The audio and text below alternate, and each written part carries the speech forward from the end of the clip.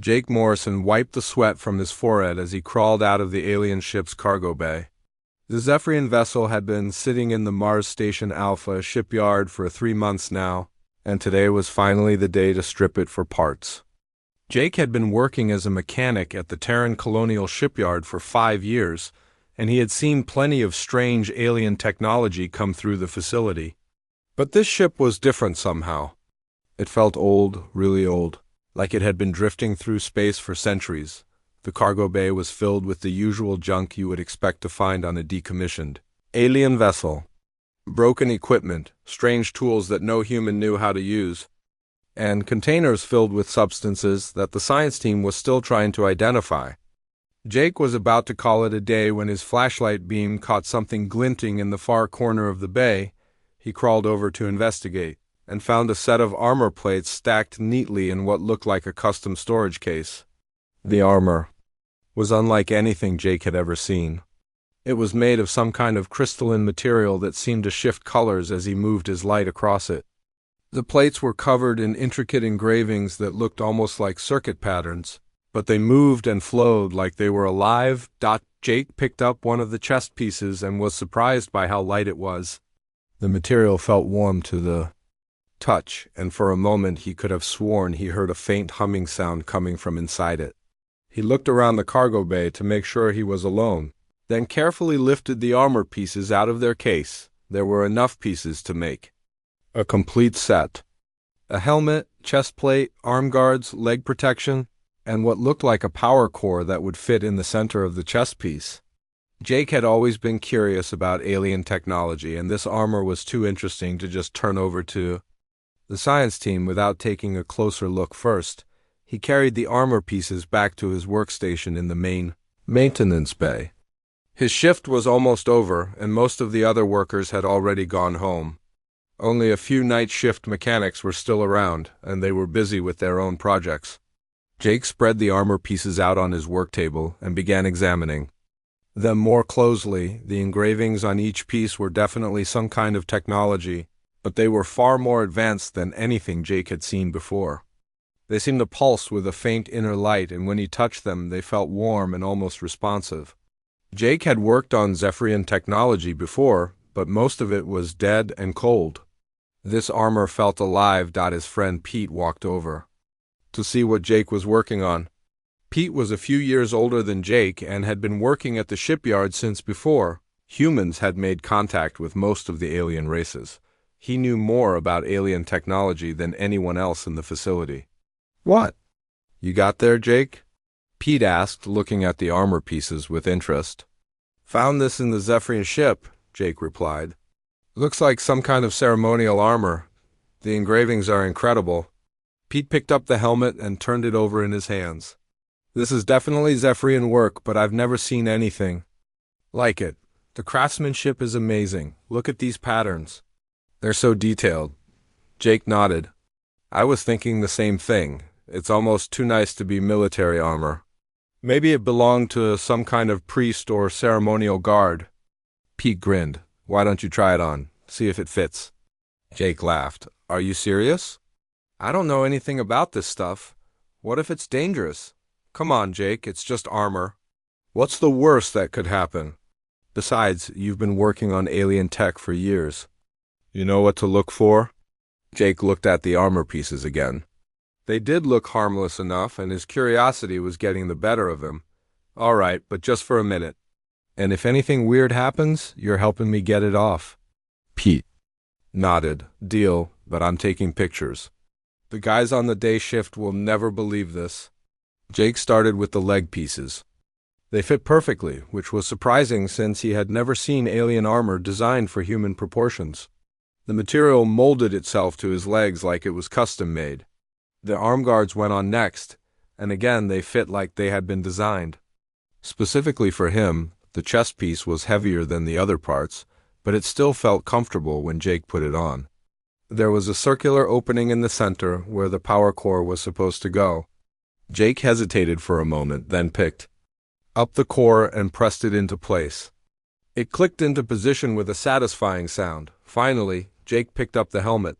It was the most ornate piece of the set, with the most complex engravings and what looked like sensor arrays built into the sides.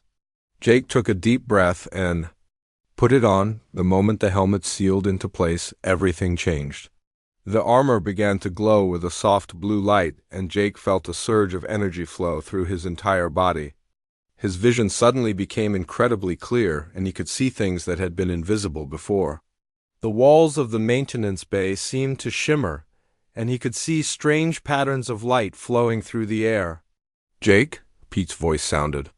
Distant and distorted. "Jake, are you okay?" "The armor is glowing." Jake tried to respond, but his voice came out strange and electronic. He could see Pete backing away from him, looking scared. But that wasn't what worried Jake. What worried him were the dark shapes he could see moving in the shadows around the maintenance bay. They looked like creatures made of living shadow, and they were getting closer. Suddenly, a voice spoke directly into Jake's mind. It was calm and mechanical, like an artificial intelligence. "Guardian protocol activated. Welcome, new Guardian. I am Vex, your armor's guidance system. You have been chosen to protect reality itself." Jake tried to take off the helmet, but it wouldn't budge. The armor had sealed itself to his body, and he could feel it connecting with his nervous system. The sensation was overwhelming. "What's happening to me?" Jake asked, speaking to the voice in his head. "You are becoming a guardian of reality," Vex replied. "Your species was not expected to be compatible with Guardian technology, but you have successfully bonded with the armor. You can now perceive the true nature of existence." Jake looked around the maintenance bay with his enhanced vision. The shadow creatures were everywhere now, and they were moving toward Pete, who couldn't see them. Jake realized that whatever was happening to him, he was the only one who could stop these things. "Pete, get back!" Jake shouted, but it was too late. One of the shadow creatures lunged at his friend. 3 weeks had passed since Jake first put on the alien armor, and his life had become a constant struggle between his normal job and his new responsibilities as a guardian. He had learned to hide the armor's glow by concentrating, and Vex had taught him how to make it invisible to most sensors. But keeping this secret from his coworkers and supervisors was getting harder every day. Jake spent his lunch breaks and after-work hours training with Vex in the abandoned sections of Mars. Station Alpha. The AI was patient but firm, teaching Jake about the Guardian's duties. According to Vex, reality was not as solid as humans believed. There were layers of existence, parallel dimensions, and spaces between worlds where dangerous entities lived. The Guardian's job was to keep these entities from breaking through into normal reality. "Your species has a saying," Vex said during one of their training sessions. "What you don't know can't hurt you." This is incorrect. What you don't know about dimensional threats can destroy everything you care about. Jake was practicing creating energy shields when his communicator buzzed. It was a message from Dr. Lisa Crawford, one of the xenorchaeologists working on the Zephyrian research project. She wanted to meet with him about some unusual readings they had detected from the decommissioned ship. Jake knew he had to be careful. Dr. Crawford was smart, and she had been studying Zephyrian technology longer than anyone else at the station. If anyone could figure out what had happened to the armor, it would be her. He met Dr. Crawford in her lab 2 hours later. She was a woman in her early 40s with short brown hair and intense green eyes. Her workspace was filled with alien artifacts and computer displays showing complex energy patterns. "Jake, thank you for coming," she said, gesturing for him to sit down. "I need to ask you about the cargo bay you cleaned out 3 weeks ago. We've been getting some strange readings from that area." Jake tried to look casual. "Strange readings? What kind of readings?" Dr. Crawford pulled up a display on her main screen. It showed energy patterns that looked very similar to the ones Jake could see with his enhanced vision. "These energy signatures started appearing the same day you finished cleaning the cargo bay. They're unlike anything we've seen before. Very advanced, very powerful. Maybe it's just residual energy from the ship's systems," Jake suggested. "I mean, that thing was floating in space for centuries. Who knows what kind of radiation it picked up?" Dr. Crawford shook her head. "No, this is different. These patterns are too organized, too purposeful. And they're not just in the cargo bay anymore. We're detecting similar signals from other Zephyrian sites across the galaxy. Something has activated them. Jake felt a chill run down his spine. What do you mean, activated them? I mean that after 300 years of being dormant, multiple Zephyrian installations are suddenly coming online. All at the same time. And it all started here, Jake. It started the day you cleaned out that cargo bay. Before Jake could respond, alarms began blaring throughout the station. The emergency lighting kicked in and Jake's communicator crackled. To life, all personnel to emergency stations. We have a dimensional breach in Sector 7. Repeat, dimensional breach in Sector 7. This is not a drill. Jake and Dr. Crawford looked at each other in shock. Mars Station Alpha had never had a dimensional breach before. In fact, Jake had never heard of one happening anywhere in human space. I have to go, Jake said, standing up quickly. My emergency station is in the maintenance bay. Dr. Crawford grabbed his arm. Jake, wait.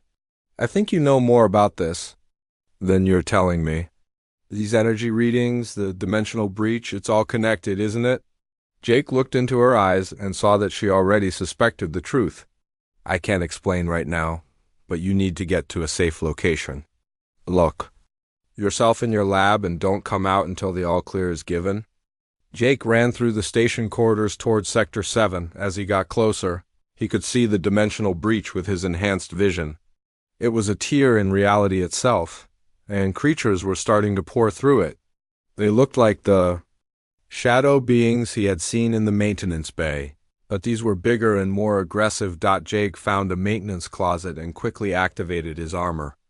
The crystalline plates materialized around his body, and the familiar blue glow surrounded him. He could feel the armor's power flowing through him, and Vex's voice spoke in his mind. Guardian, you are needed. The Devourers have found this location. They feed on life energy and will consume everything in this facility if not stopped. Jake flew through the station corridors using the armor's flight system. He had been practicing this for weeks, but he still felt amazed every time he soared through the air.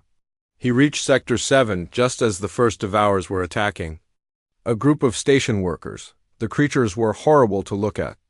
They were made of living shadow, but Jake could see their true forms with his enhanced vision. They were like giant insects crossed with jellyfish, with tentacles that could drain the life from anything they touched. The workers were screaming and running, but they had nowhere to go. Jake raised his hands and created an energy barrier between the Devourers and the fleeing workers. The creatures immediately turned their attention to him, sensing the Guardian's power. They rushed toward him with inhuman speed. Vex, I need weapons, Jake said. Focus your energy through your hands, Vex replied. The armor will amplify your natural bioelectric field into a weapon.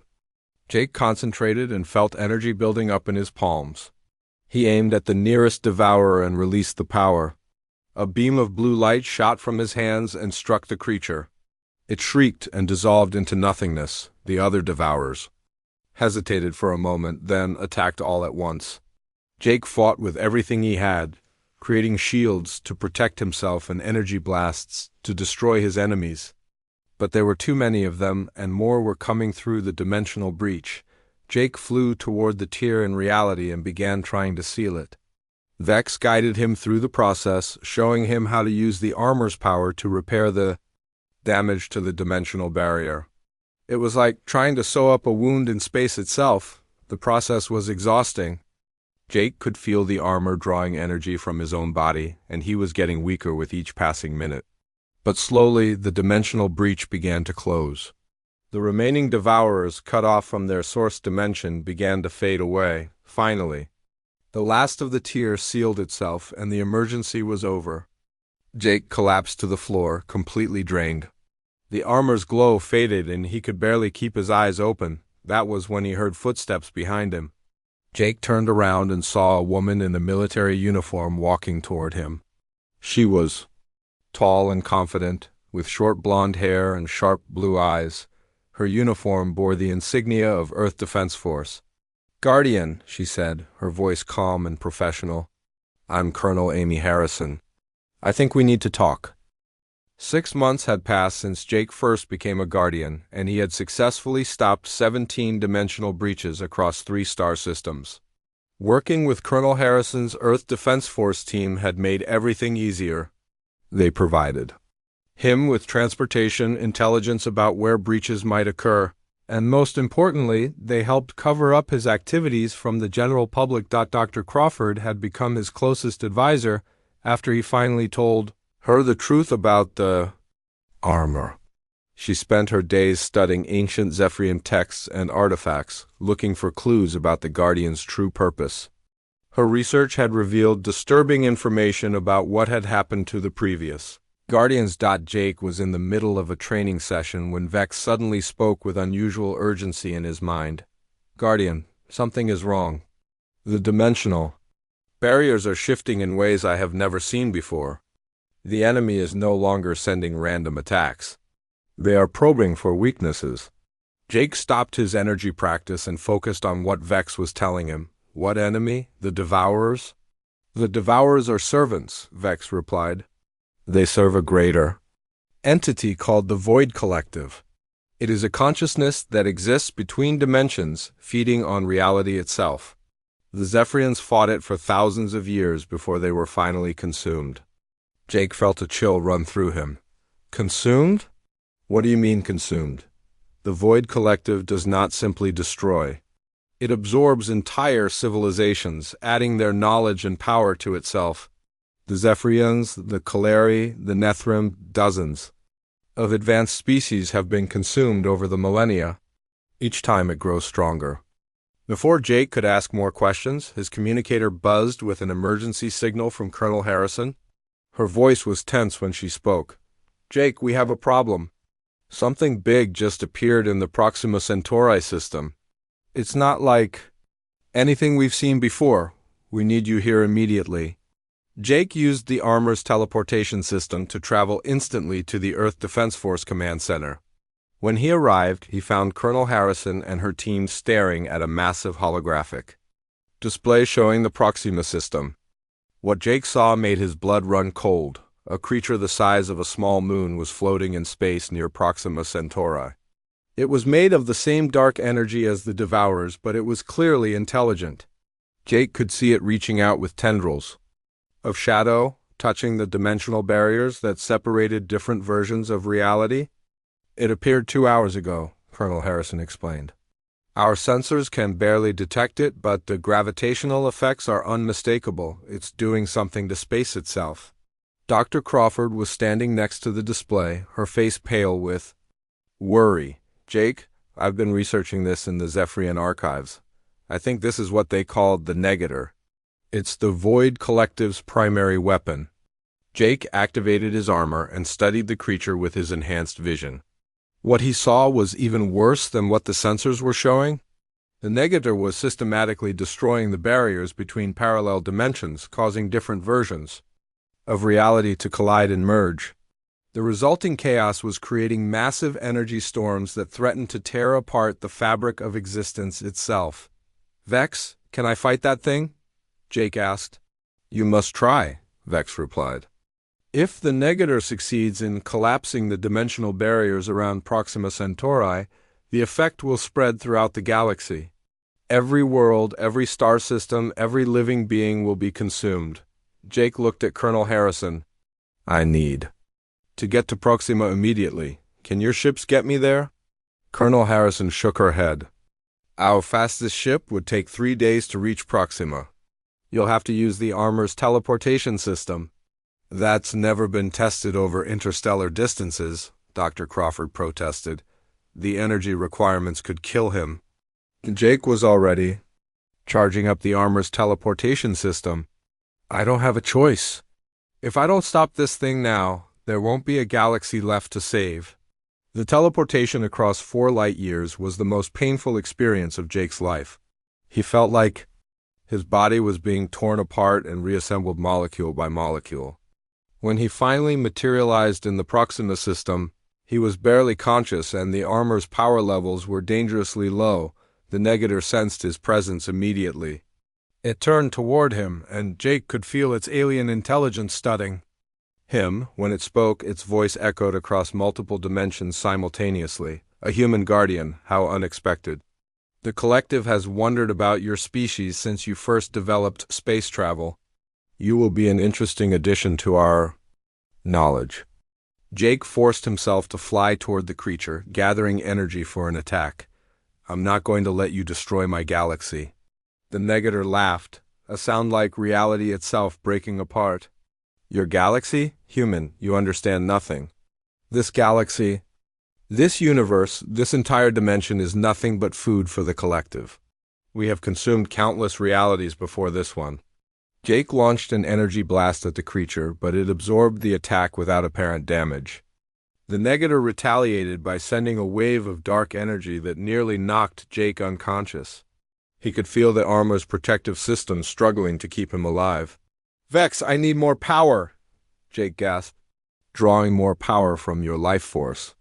Vex replied, warning, this will cause permanent damage to your human physiology. Jake felt a surge of energy flow through him, but he also felt something fundamental change in his body. The armor was no longer just connected to him, it was becoming part of him. He could feel his human DNA being altered by the Guardian technology. With his enhanced power, Jake began fighting the negator across multiple dimensions simultaneously. The battle was unlike anything he had ever experienced. They fought not just with energy weapons, but with the fundamental forces of reality itself. Jake found himself manipulating time, space, and probability as weapons. The fight lasted for what felt like hours, but was probably only minutes.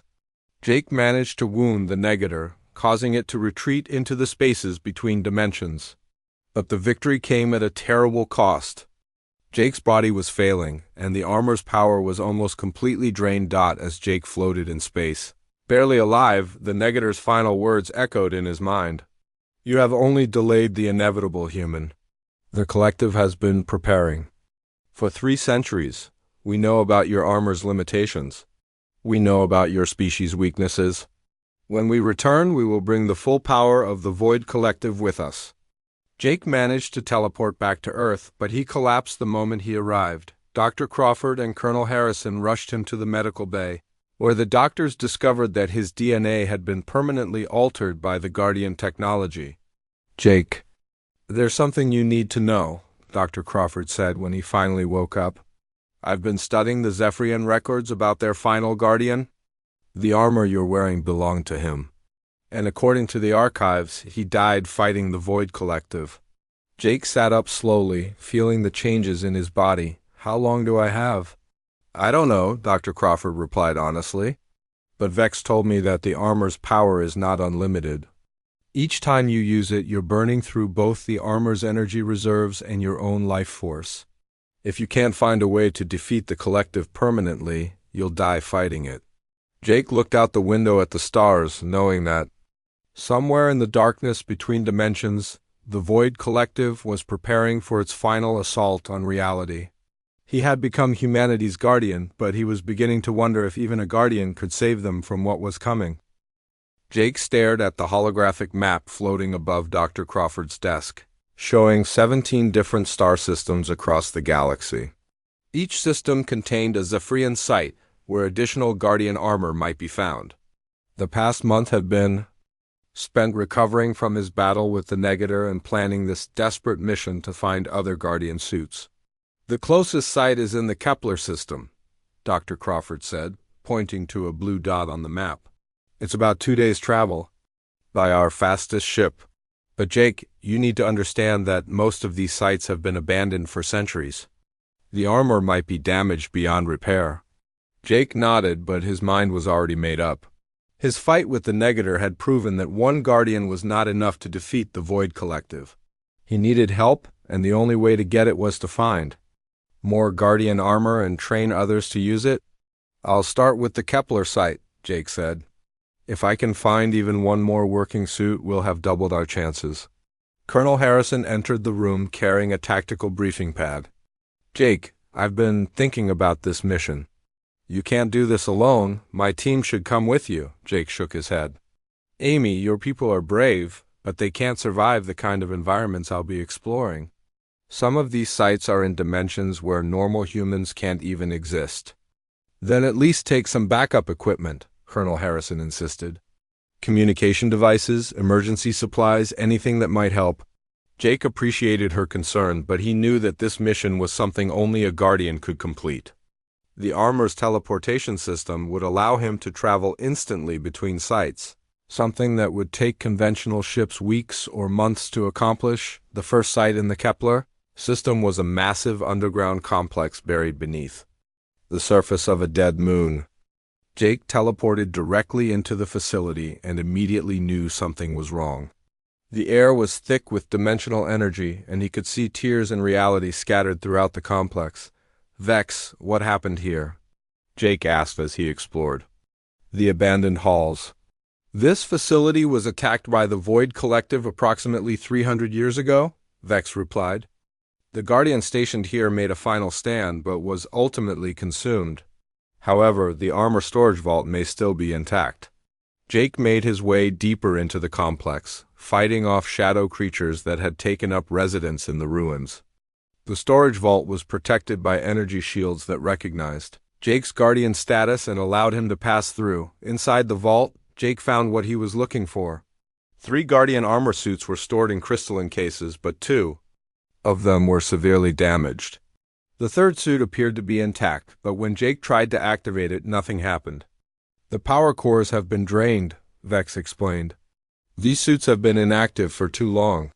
They will need to be recharged and repaired before they can be used." Jake carefully transported the armor pieces back to Earth, where Dr. Crawford and her team of technicians began the delicate process of restoration. The work was slow and difficult, requiring them to understand technology that was far beyond human science. While the repairs were underway, Jake continued his search of other Guardian sites. The ruins of the Zephyrian homeworld yielded the most important discovery of all. In the planet's central archives, Jake found detailed records of the original Guardian program. "The Guardians were never meant to be a single species," Vex explained as Jake studied the ancient records. "They were representatives from dozens of different civilizations, all united in their commitment to protecting reality. The Zephyrians served as coordinators, but the actual Guardian force was a multiversal alliance."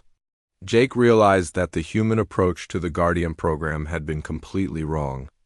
They had been thinking of it as a single-person responsibility, but the original Guardians had worked as a team. Each species brought different strengths and abilities to the fight against the Void Collective. "How many Guardians were there at the peak of the program?" Jake asked. "At its height, there were over 200 active Guardians," Vex replied. "But the Void Collective systematically hunted them down over the course of several centuries. The final battle took place here on the Zephyrian homeworld, where the last 12 Guardians made their final stand." Jake studied the battlefield records and learned that the Guardians had nearly succeeded in their final battle. They had developed a strategy to trap the Void Collective in a dimensional prison, but they lacked the power to complete the process. The Collective had broken free and consumed the remaining Guardians, ending the program. Jake returned to Earth with this knowledge and shared it with Dr. Crawford and Colonel Harrison.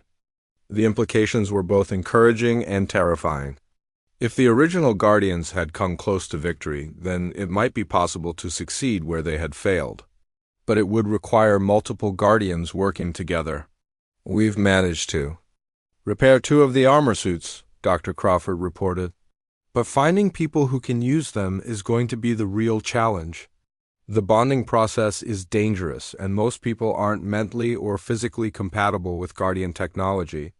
Colonel Harrison had been working on this problem for weeks. "I've identified several candidates from our military forces. People with the right combination of intelligence, physical fitness, and psychological stability. But Jake, you need to understand that some of them might not survive the bonding process." Jake knew she was right. The transformation that had made him a Guardian had been painful and dangerous. There was no guarantee that other humans would be able to survive it. But they had to try. The first candidate was Captain Ryan Torres, a Space Marine veteran who had served in multiple combat zones. He was 32 years old, in excellent physical condition, and had experience with advanced technology. More importantly, he had volunteered for the program knowing the risks. The bonding process took place in a specially prepared chamber in Dr. Crawford's laboratory. Jake and the medical team monitored Ryan's vital signs as he put on the restored Guardian armor. For several terrifying minutes, it looked like Ryan's body was rejecting the technology. His heart rate spiked and he began convulsing, but then the armor's glow stabilized, and Ryan's vital signs returned to normal. When he opened his eyes, they were glowing with the same blue light as Jake's. "I can see them," Ryan said, his voice filled with wonder. "The dimensional barriers, the spaces between worlds, it's incredible." The second candidate was engineer Sophie Kim from the Outer Rim colonies. She was younger than Ryan, only 28, but she had extensive experience with alien technology and had survived several dangerous missions in unexplored space. Sophie's bonding process was smoother than Ryan's, but she experienced different side effects. Her enhanced vision was more acute than either Jake's or Ryan's, and she could perceive dimensional threats from much greater distances. With 3 active Guardians, Jake felt more optimistic about their chances against the Void Collective. But Vex reminded him that their victory would depend on more than just numbers. "The Collective has been monitoring your activities," Vex warned. "It knows about your search for additional armor, and it knows about your new Guardian allies. The next attack will be coordinated and overwhelming." Jake looked at Ryan and Sophie, who were still adjusting to their new abilities. They had come so far in such a short time, but he wondered if it would be enough. The Void Collective had been preparing for 3 centuries, and now it was ready to make its final move. "Then we'd better be ready for them," Jake said. "Because if we fail, there won't be a second chance." The alarms were screaming across every Earth Defense Force facility when Jake teleported into the command center. Colonel Harrison was shouting orders to her staff, while dozens of holographic displays showed the nightmare that was unfolding across human space. The Void Collective had begun its final assault, and it was nothing like the random attacks they had faced before. "Jake, thank God you're here," Colonel Harrison said, her face pale with stress. "They're hitting us everywhere at once. Dimensional rifts are opening around Earth, Mars, the outer colonies, even ships in deep space. It's coordinated, systematic." Jake studied the tactical displays and felt his heart sink. Hundreds of breach points were appearing simultaneously across dozens of star systems. Ryan and Sophie materialized beside him, having teleported from their training facility on Europa. "This is impossible," Sophie said, her enhanced vision allowing her to see the true scope of the attack. "There are too many breaches. Even with 3 of us, we can't be everywhere at once." Jake activated his armor's communication system and tried to contact Vex, but the AIS response was fragmented and distorted. The massive dimensional disruptions were interfering with the armor systems. "Guardian, the Collective is attempting to collapse the barriers around your homeworld," Vex managed to say through the static. "If they succeed, all parallel versions of Earth will merge into a single, unstable reality. The resulting implosion will destroy your entire solar system." Dr. Crawford burst into the command center, carrying an armload of ancient Zephyrian data crystals. "Jake, I found something in the archives." The original Guardians had a contingency plan for this exact scenario. It's called the Reality Anchor Protocol. Jake flew over to her while Ryan and Sophie began coordinating the defense of the most critical breach points. "What does it do?" "According to the records, it creates a permanent stabilization field around threatened dimensions," Dr. Crawford explained rapidly. "But it requires enormous amounts of energy, more than any single Guardian can provide. The Zephyrians never got the chance to test it because they were overwhelmed before they could gather enough Guardians together." Jake felt a spark of hope, but then he realized the problem. "We only have 3 Guardians. The records you found probably assumed they would have dozens," Dr. Crawford nodded grimly. "That's the issue, but Jake, there might be another way. The protocol doesn't just require Guardian energy. It requires a conscious mind to direct and maintain the stabilization field. Someone would have to merge with the dimensional barriers themselves, becoming a living anchor point for reality. Before Jake could ask what that meant, Ryan's voice crackled over the communication system. "Jake, we have a big problem. Something massive just appeared in Earth's orbit. It's not the negator, it's something much worse." Jake looked up at the main display and saw a sight that made his blood freeze. A creature the size of a small planet was materializing in the space between Earth and the Moon. It was made of pure, void energy, and Jake could see it reaching out with tendrils that were latching onto the dimensional barriers surrounding Earth. "That's the Void Collective itself," Vex said, his voice clearer now that the entity was fully manifested. "It has come to personally oversee the consumption of your dimension." Jake felt the weight of absolute despair for a moment, but then he remembered something Vex had told him months ago. "Vex, you said that humans have a unique quality that made me a good guardian. What exactly is that quality?" "Your species has an unusual ability to adapt and find unconventional solutions under impossible circumstances," Vex replied. "Other species tend to follow established patterns, but humans consistently discover new approaches to old problems." Jake looked at Dr. Crawford, then at the displays showing the Void Collective preparing to consume Earth. An idea was forming in his mind, something so desperate and unlikely that it might actually work. "Lisa, the reality anchor protocol, what exactly happens to the person who becomes the anchor?" Dr. Crawford hesitated. "According to the records, they become a permanent part of the dimensional structure. Their consciousness would exist across all realities simultaneously, maintaining the stability of existence itself. But Jake, they would no longer be human. They would become something else entirely." Jake activated his armor's communication system to reach Ryan and Sophie. "I need you both to fall back to Earth immediately. I have a plan, but I'm going to need your help to make it work." Within minutes, all three Guardians were floating in space above Earth, facing the massive form of the Void Collective. "The entity's voice echoed across multiple dimensions as it spoke. "Three human Guardians, how quaint. Do you truly believe you can succeed where hundreds of your predecessors failed? We have consumed entire galaxies, destroyed civilizations that were ancient when your species was still learning to make fire." Jake felt the familiar surge of energy as he prepared for what would probably be his final battle. "Maybe not, but we're going to try anyway. That's what humans do." The battle that followed was unlike anything that had ever been recorded in the history of the galaxy. Jake, Ryan, and Sophie fought not just with energy weapons, but with the fundamental forces of reality itself. They manipulated time, space, gravity, and probability as weapons against an enemy that existed beyond normal physics, but the Void Collective was too powerful. Even working together, the three Guardians were slowly being overwhelmed. Jake realized that conventional tactics would never be enough to defeat an entity that had consumed countless civilizations over millions of years. That was when Jake implemented his desperate plan. Instead of trying to destroy the Void Collective, he began redirecting its consumption drive toward empty dimensions, while simultaneously preparing to activate the Reality Anchor Protocol. "Vex, initiate the Merge Protocol," Jake said. "I'm going to become the anchor."